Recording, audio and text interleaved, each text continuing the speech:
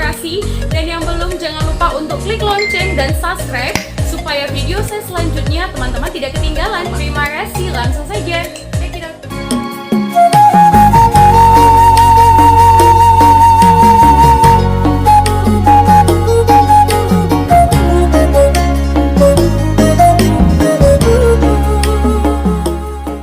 Kemudian kedua saudara Boru Saroding menghampiri suami Boru Saroding, seraya saling bersalaman. Justru, kedua saudara Boru Saroding tampak gembira bercerita dengan suaminya. Tidak terasa waktu pun sudah menjelang pagi.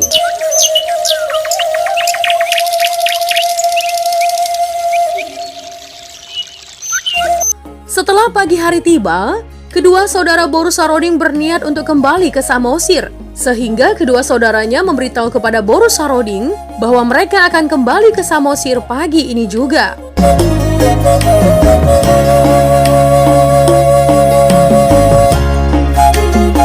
Boru Saroding pun mengajak kedua saudaranya untuk memohon pamit kepada suaminya. Ketika hendak berpamitan, salah satu saudara Boru Saroding berkata, "Lae, kami akan segera pulang ke Samosir. Lae, kasih apa sama kami untuk kami bawa pulang ke Samosir?" Tanya saudara Boru Saroding kepada suami Boru Saroding. "Terima kasih Lae karena telah datang berkunjung ke sini." Jawab suami Boru Saroding kepada kedua saudaranya sambil memberikan 2 buah bingkisan yang dibalut kain dan diikat dengan tali kepada Pandiangan atau kedua saudara Boru Saroding. Seraya berpesan, "Hanya saja ada syarat yang harus dipenuhi oleh Lae." Kata suami Boru Saroding. "Apa saja syaratnya Lae?" Tanya kedua saudara Boru Saroding kepada suami saudarinya itu. "Sesampainya di Samosir, bingkisan ini jangan dibuka. Akan tetapi Lae harus menunggu hingga 7 hari lamanya. Baru Lae Pandiangan bisa membuka bungkusan ini." Pesan suami Boru Saroding kepada kedua saudara Boru Saroding. Kedua saudara Boru Saroding menjawab, "Iya Lae, kami akan penuhi pesan Lae." Kemudian Pandiangan atau kedua saudara Boru Saroding pun pamit dan beranjak pulang melewati hutan yang cukup mengerikan. Melalui lembah dan jurang-jurang yang terjal, hingga kedua saudara Boru Saroding pun tiba di tepi pantai desa Sabulan.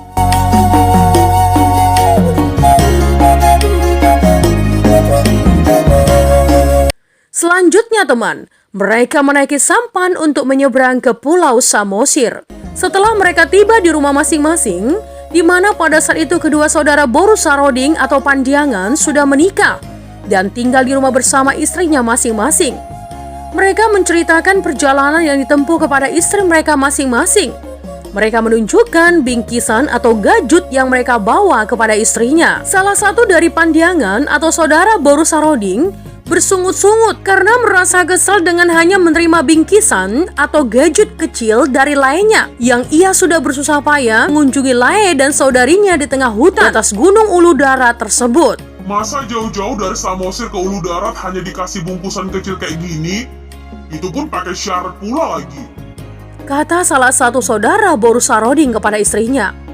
Pendek cerita, karena tidak sabar menunggu hari yang telah dipesankan oleh lainnya, ditambah rasa penasaran yang cukup besar, maka Pandiangan atau saudara Boru Saroding membuka bungkusan tersebut. Karena tidak sesuai dengan pesan suami Boru Saroding, maka bungkusan yang dibuka salah satu saudara Boru Saroding tersebut pun hanya berisikan tanah, kunyit, potongan kayu kecil, dan ulat-ulat. Merasa dihina, Pandiangan pun marah dan mengucapkan makian terhadap suami Boru Saroding. "Dasar, masa kayak gini cara dia menghargai saya selaku saudara laki-laki Boru Saroding? Tidak tahu sopan terhadap keluarga istrinya," kata salah satu saudara Boru Saroding, lalu membuang bungkusan yang dibuka tersebut sebelum waktunya.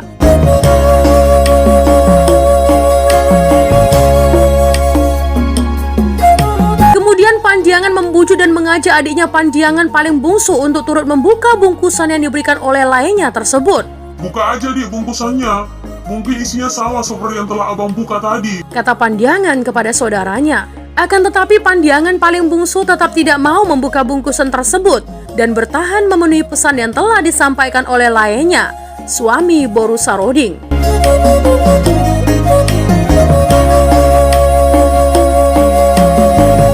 Setelah hari ke-7 tiba, sesuai dengan pesan lainnya, Maka Pandiangan paling bungsu pun membuka bungkusan tersebut. Dan ketika bungkusan tersebut dibuka, tiba-tiba keluar ulat-ulat yang jumlahnya sangat banyak dari bungkusan. Akan tetapi dalam hitungan beberapa detik, ulat-ulat yang tadinya keluar dari bungkusan tersebut berubah menjadi kerbau dan sapi dengan jumlah yang sangat banyak. Saking banyaknya jumlah sapi dan kerbau tersebut, hingga lokasi pekarangan perkampungan tersebut terlihat padat. Sementara kunyit yang keluar dari bungkusan tersebut berubah menjadi emas dengan jumlah yang cukup banyak, dan potongan kayu kecil berubah menjadi batang pohon yang memadati lokasi perkampungan Pandiangan paling bungsu.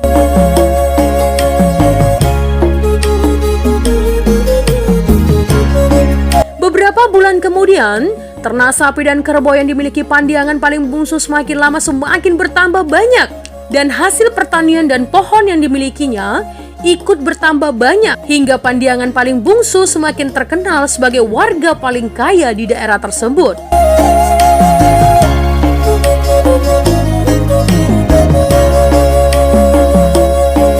Setelah hampir setengah tahun kemudian, karena sudah sangat rindu akan kampung halamannya, terlebih-lebih kepada orang tua dan saudara-saudaranya di Samosir, maka Boru Saroding pun meminta izin kepada suaminya untuk diberikan kesempatan pulang ke kampung halaman. Ya, guna mengobati rasa rindunya tersebut. Suamiku, saya sudah rindu akan kampung halaman, saudara-saudaraku, dan terlebih-lebih orang tuaku di Samosir.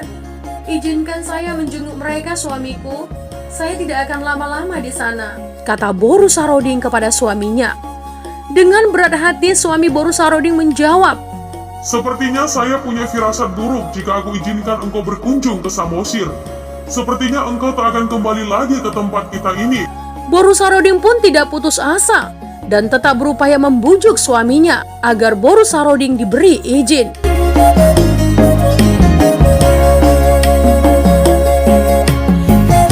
Suamiku, saya berjanji, jika engkau izinkan saya ke Samosir, saya akan pulang, karena saya tidak mungkin meninggalkan suamiku sendiri yang telah memberikan saya kebahagiaan dan telah memberikan aku kasih sayang. Saya hanya sebentar kok di Samosir, setelah itu saya akan pulang ke sini, jelas Boru Saroding kepada suaminya.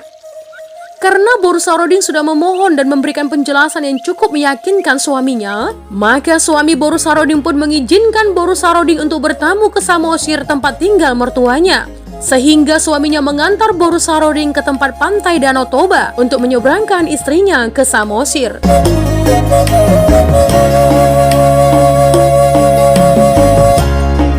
Dengan penuh keajaiban, suami Boru Saroding memetik sepucuk daun pohon, kemudian meletakkannya di tepi danau, dan tiba-tiba daun tersebut berubah menjadi sebuah sampan. Setelah itu suami Boru Saroding mempersilahkan Boru Saroding memasuki sampan tersebut.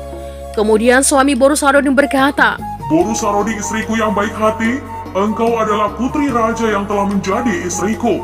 Engkau berjanji akan cepat kembali dari Samosir karena kita saling mencintai dan saling menyayangi.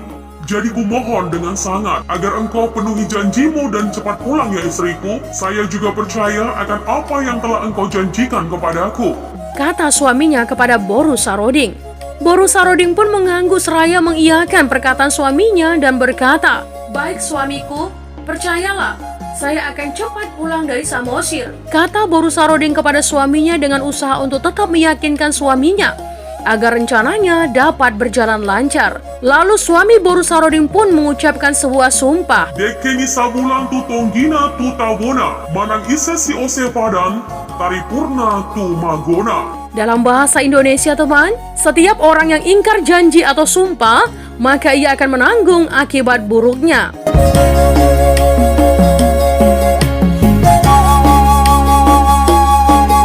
Dengan perasaan sedih yang mendalam di hati suami Boru Saroding, dia mendorong sampan tersebut.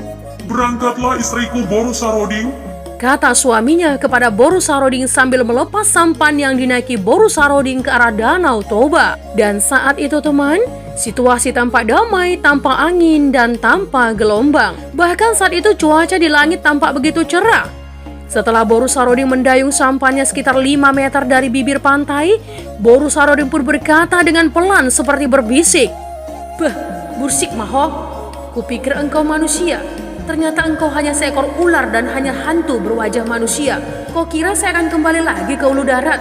Tempat yang mengerikan itu, dasar hantu berwajah manusia, berbadan ular, kata Boru Saroding dengan pelan, sambil tergesa-gesa mendayung sampannya yang dibarengi rasa kecewa serta ketakutan. Tiba-tiba cuaca langit berubah gelap. Angin puting beliung, hujan dan suara petir datang, sehingga ombak besar mulai muncul di Danau Toba, di mana Boru Saroding sedang melintas dengan sampannya.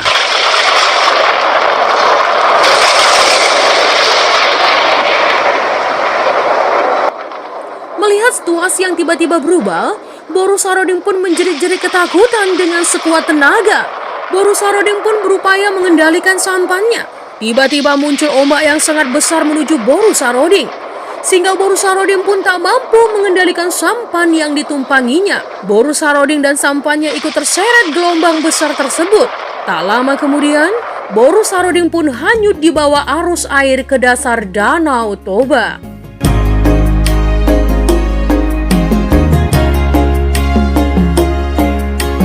Semenjak kejadian itu hingga sekarang, Boru Saroding tidak dapat ditemukan. Khususnya warga Pulau Samosir meyakini bahwa Boru Saroding menjadi arwah penjaga Danau Toba sampai saat ini.